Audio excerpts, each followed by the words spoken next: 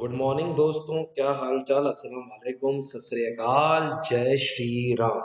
सरफरोशी की तमन्ना अब हमारे दिल में है। सरफरोशी की तमन्ना अब हमारे दिल में है। देखना है जोर कितना बाजुए कातिल में है। वक्त आने पे बताएंगे तुझे आसमां, अभी से क्या बताएं क्या काफिर के मन में है। तो दोस्तों, वक्त आ चुका है एग्जाम का। अब एग्जाम के टाइम पे पढ़ाई तो करनी पड़ेगी। और एग्जाम वॉर, सबसे पहले देख एक बात ध्यान रखना। मैं आपको बोलता हूँ, जब भी आप किसी चीज में वॉर ले आते हो ना वर्ड, तो वॉर के साथ आती है स्ट्रेटजी। तो स्ट्रेटजी क्या रहेगी हमारी अकाउंट्स की पेपर की, हम क्या पढ़ना शुरू करें। सर डिफिकल्ट है, प्रॉब्लम आ रही है, कोड ज्यादा है। कुछ ऐसे बच्चे होंगे जिन्होंने अभी तक कुछ भी नहीं पढ़ा होगा। तो बेटा सबसे पहले तो नोट डाउन कर ले स्क्रीन को कि कौन सा चैप्टर अप्रोक्स अप्रोक्स कितने मार्क्स का आना चाहिए, depending upon various schools, because there are कुछ स्कूलों में कुछ टॉपिक ओमिट कर देते हैं। बट अगर आपको फुल कोर्स आ रहा है, पूरी बुक आ रही है, तो ये जो मैंने आपको स्टैंडर्डाइज वेटेज दिया है, ऐसा क्वेश्चंस आते हैं। ठीक है ना, तो ये क्वेश्चंस आएंगे आप लोगों को, इतने वेटेज के आएंगे। साइड में मैंने ये लिख के जरूर रखा है कौन से टॉपिक टफ है, कौन से इजी है, और किसका अब अपन देखेंगे बेटा आरओई ज्यादा है। इस पूरे वीडियो में सिर्फ इतना बताने वाला हूं कि कौन सा टॉपिक कर लेगा तो तेरा काम अच्छा हो जाएगा। ठीक है, स्टार्ट करते हैं। सबसे पहले बेटा final accounts with adjustment, tough category का है, बट 9 से 10 मार्क का आएगा। सर ये आपने क्या लिखा है बेटा? देखो नॉर्मली या तो 8 मार्क्स का एक स्टैंडर्ड बड़ा विद एडजस्टमेंट वाला क्वेश्चन दे देंगे, है ना। बहुत बार किसी किसी स्कूल में ये 10 मार्क्स का भी दे देते हैं। ठीक है, और 1 या 2 मार्क की एडजस्टमेंट्स पूछ लेंगे छोटी क्वेश्चंस में, एमसीक्यूज में। तो सबसे पहले बच्चों को ये भी जानना है कि 20 मार्क्स के तो एमसीक्यूज आने वाले हैं। और मैं आपको ये बता रहा हूँ, this MCQs are not good, they are bad for you. क्योंकि रीजन में बच्चों के नंबर एमसीक्यू में ही कटते हैं, बिकॉज बच्चे एमसीक्यू प्रैक्टिस नहीं करते हैं। Cool. बच्चों के नंबर एमसीक्यू में कटते हैं क्योंकि आप एमसीक्यू प्रैक्टिस करके नहीं जाते हो। आपको लगता है ये तो मैं अपने आप कर लूंगा। बेटा 1/4 ऑफ द पेपर, 80 में से 20 मार्क का पेपर अगर एमसीक्यू ही आ रहा है, तो you should be fair enough कि उसके लिए प्रैक्टिस करनी चाहिए। तो सर इसके लिए क्या करें बेटा? इसके लिए सबसे पहले तो बोलूंगा, एक दो अच्छे एडजस्टमेंट के साथ बड़े क्वेश्चन वाले वीडियो बना के रखें। सिर्फ वो 2-3 क्वेश्चन देख ले, उसमें सारी एडजस्टमेंट कवर हो जाएगी। Rule number 1। सर इस पे क्या 5 to 6 बिग क्वेश्चंस अच्छे से प्रैक्टिस कर लो इसके। अगर आप इसके एमसीक्यू थोड़े से कम प्रैक्टिस भी करोगे तो भी चल जाएगा, क्योंकि इसमें मेन बड़ा क्वेश्चन आता है और 1 मार्क का ही एमसीक्यू आएगा या 2 मार्क का एमसीक्यू आएगा। तो 5 से 6 बड़े standard questions with a time limit 20 minutes के अंदर एक क्वेश्चन होना चाहिए बेटा। वैसे तो एग्जाम आपको 15 मिनट से ऊपर नहीं देगी, ये आप मान के चलो कि, लेकिन अभी मैं आपको 20 मिनट्स बोल रहा हूँ ताकि थोड़ी आप स्पीड पकड़ लो।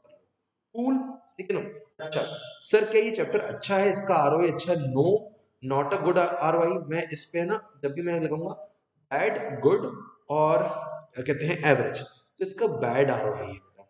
सर क्यों बैड आरओआई है? देखो ये क्वेश्चन आप करके आओगे, एग्जाम में बैलेंस शीट टैली नहीं होती है बहुत सारे बच्चों की, तो टीचर के हाथ में पूरी लिबर्टी होती है, वो आपको 8 में से 5 दे, 4 दे, 3 दे। Getting it? टाइम कंज्यूमिंग ज्यादा है, रूल नंबर 1। दूसरा, आंसर टैली नहीं होता, कैलकुलेटिव है, तो इसमें से नंबर इतने आसानी से निकलते नहीं है। ठीक है, फाइनल अकाउंट्स विदाउट एडजस्टमेंट, इसमें एक COGS, operating profit, gross profit का छोटा क्वेश्चन आ सकता है, एमसीक्यू आ सकते हैं। इसको मैं बोलूंगा गुड। अगर मैं बात करूं, वेरी गुड आरओआई। इसमें आप स्टार्टिंग के सिर्फ cost of good sold, operating profit और ग्रॉस प्रॉफिट वाले क्वेश्चंस कर लेंगे, जो कि नॉर्मली ये पूरा चैप्टर 1 और 1.5 आवर में कंप्लीट हो सकता है। और इसमें एग्जाम में आपके मार्क्स 100% आ सकते हैं। तो गुड आरओआई, मार्क्स कम है बट गुड आरओआई, अच्छा चैप्टर है, ठीक है ना। Single entry, very good ROI. इसमें एक 6 मार्क्स का क्वेश्चन बनेगा, वही अपना ओपनिंग और क्लोजिंग बैलेंस शीट वाला, ध्यान रखिएगा ओपनिंग और क्लोजिंग बैलेंस शीट वाला। फिर अपन कार्डो खेलते थे, तो capital and statement of affair वो करते थे।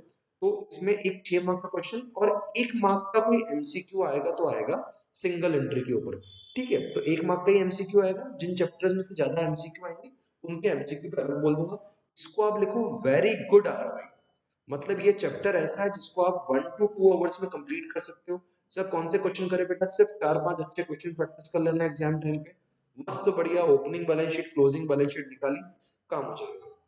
रेक्टिफिकेशन ऑफ एरर बेटा, तो 7 से 8 मार्क का है। एक 6 मार्क का क्वेश्चन आएगा जिसमें देखो 6 एंट्रियां बोली हुई होंगी और 2 मार्क के एमसीक्यू या कभी कभी 3 एमसीक्यू, तो इसका एमसीक्यू वाइज इंपॉर्टेंट है। सर ये कैसा चैप्टर है, मैं अगर बात करूं तो मैं इसको थोड़ा सा, अगर मैं बात करूं मेरे हिसाब से ये बैड स्लैश एवरेज आरओआई है। बट बेटा रेक्टिफिकेशन ऑफ एरर में नंबर वो बच्चा निकाल सकता है जिसके कोर कंसेप्ट ऑफ अकाउंट सारे क्लियर है, जिसको जनरल एंट्री भी आती है, रॉन्ग जनरल एंट्री भी आती है और रेक्टिफाइड क्या होगी वो भी आती है। तो ये चैप्टर कैलकुलेटिव नहीं है, बट इसमें राइट एंट्री के लिए एक अच्छा माइंडसेट चाहिए। जिन जिन बच्चों को लगता है उनका ये चैप्टर अच्छा है, पहले बात तो खुद को शाबाशी दे देना। रीजन में ये अच्छा, ये चैप्टर जिनको आता है उसका बाय डिफॉल्ट जर्नल तो अच्छा हो ही जाएगा। ठीक है बेटा, सर ठीक है, कूल।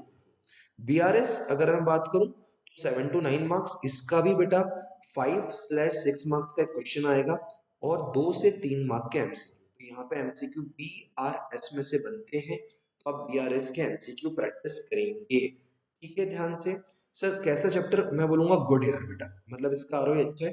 बीआरएस टफ नहीं है। अभी अगर अपन ने जैसे हाथ से पढ़ा था ना कि कैश बुक बैलेंसेस पर, कैश बुक बैलेंसेस पर पासबुक, अगर आप इसको करते हो तो ये ज्यादा इजी है, क्योंकि इसकी एक स्टैंडर्ड तरीका है कि अगर आपको वो समझ में आ जाए एक बार तो चीजें इजी हो जाती है। डेप्रिसिएशन बेटा अगेन अगर मैं बात करूं तो एक 6 मार्क्स का स्टैंडर्ड क्वेश्चन आएगा, एक 2 मार्क का कभी डेप्रिसिएशन कैलकुलेट करना आता है कि एसएलएम के हिसाब से डेप्रिसिएशन कैलकुलेट करके दिखाओ, मशीन की वैल्यू दिखाओ, ऐसे एमसीक्यू आते हैं। मैं इसको वैसे भी टफ कैटेगरी में लिखा है और मैं इसका थोड़ा सा बैड आरओई बोलूंगा। डेप्रिसिएशन में जब प्रोविजन फॉर डेप्रिसिएशन के क्वेश्चन आते हैं तो इट टेक टाइम, जब वो टाइम लेता है आपसे तो कहीं ना कहीं आप थकते भी हो और कभी कभी कुछ बच्चों का वो डेप्रिसिएशन क्वेश्चन सही नहीं जाता है। डिपेंड आपका कैसे करोगे। अगर आपको लगता है कि आपका डेप्रिसिएशन ओके, तो सर मैं जहां जहां पे बैड बोल रहा हूँ ना बेटा, उन चैप्टर्स को जिन बच्चों ने अभी तक पढ़ाई शुरू नहीं करी है उनको थोड़ा सा बाद में शुरू करना, पहले इजी वाले कर लो। ठीक है ना बेटा। Trial balance very good ROI, very good ROI. बस आपको डेबिट और क्रेडिट डालना है, तो अगर आप ये चैप्टर अच्छे से कर लो it would be most helpful for you. Sir ठीक है। प्रोविजन और reserve very good ROI, but ये 15 to 20 मिनट्स का चैप्टर है बस। सर क्या बात कर रहे हो, हाँ यार बेटा, थ्योरी ही थ्योरी आती है इसमें। कैपिटल रिजर्व, रेवेन्यू रिजर्व में डिफरेंस, रिजर्व प्रोविजन में difference, general reserve specific reserve में डिफरेंस, एक दो एमसीक्यू आ गए, 3 मार्क्स से ऊपर का ही चैप्टर नहीं आता। वेरी गुड आरओआई, ये चैप्टर को करना चाहिए, मतलब 15-20 मिनट चैप्टर कंप्लीट हो जाता है। कैश बुक अगेन मैं इसको अच्छा बोलता हूँ। कुछ बच्चों को लगेगा कैश बुक टफ होती है, लेकिन बेटा कैश बुक अभी तक आते आते साल के अंत में अच्छी हो जाती है, इजी हो जाती है, प्रैक्टिस हो चुकी होती है हमारी। इस पे भी 6 मार्क्स का एक क्वेश्चन आएगा, है ना बेटा, और एक आधी नंबर का कोई एमसीक्यू आ जाए तो अलग बात है, बट इसमें से एमसीक्यू कोई ज्यादा आने की उम्मीद नहीं है। 6 मार्क्स का good ROI. Subsidiary book good ROI, क्योंकि सब्सिडरी बुक में आपको अच्छे से फॉर्मेट बनाना है और ढंग से आपने एक प्रकार से जो अपन बिल बनाते हैं, अगर आपने वैसा काम कर लिया तो ये चैप्टर अच्छा हो जाएगा। तो सर जहां जहां हम गुड आरओआई की बात कर रहे हैं वहां वहां बच्चों को भी समझना पड़ेगा कि इन चैप्टर्स को हम ढंग से करें। ठीक है ना, तो very good chapter. Ledger, T shape ledger, again इसमें टी शेप का सब बच्चों को पता है, एक वो लेजर बनाने के लिए आते हैं 1 या 2 जनों के, तो 3 to 4 मार्क्स, 4 मार्क्स का होता है। वेरी गुड आरओआई, ठीक है ना। वेरी गुड आरओआई क्यों बेटा, क्योंकि टी शेप अकाउंट्स होता है वो इजी हो जाता है। जर्नल विथ जीएसटी 8 मार्क का आएगा बेटा, कहीं कहीं पे 4-4 मार्क के 2 क्वेश्चन देते हैं स्कूल वाले, एक इजी जनरल देते हैं, एक टफ जनरल देते हैं, तो आपको इसको तो करना पड़ेगा। सर इसको आपने टफ में क्यों लिख के रखा है, या एवरेज आरओआई, हमको तो जनरल बड़ा इजी लगता है। बेटा सी जीएसटी एस जीएसटी की एंट्री, फिर कहीं पे जीएसटी लगता है कहीं पे जीएसटी नहीं लगता है उसकी एंट्री, गेटिंग इट। फिर कभी कभी कैलकुलेशन टफ हो जाती है, कभी कभी कुछ अपने कंसेप्ट ही गलत नहीं हो समझ जाते हैं, इनकम टैक्स को अपन इनकम टैक्स टू कैश की जगह ड्रॉइंग्स टू कैश कर देते हैं।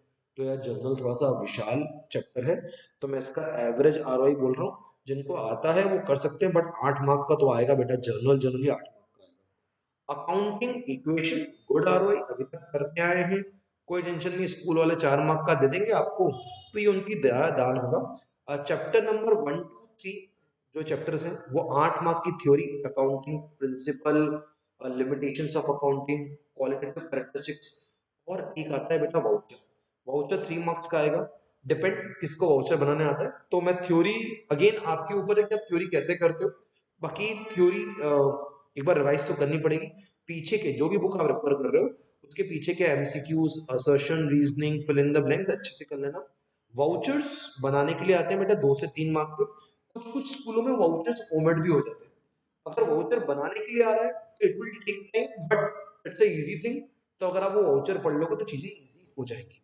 तो दोस्तों यहाँ पे मैंने चैप्टर्स लेने की कोशिश करी। एक स्क्रीनशॉट ले लीजिएगा इसका पूरे का कि कौन सा वेटेज कैसा आएगा। इसी के साथ दिल से दुआ और दिमाग से ऑल द बेस्ट बोलता हूँ। तो इस हिसाब से करोगे तो बहुत काम का चैप्टर, बहुत काम का लेक्चर है ये। जितने लोगों को भेज सकते हो भेज देना, ये बहुत काम का है। और इसी के साथ हमें रही प्यार के, फिर मिलेंगे चलते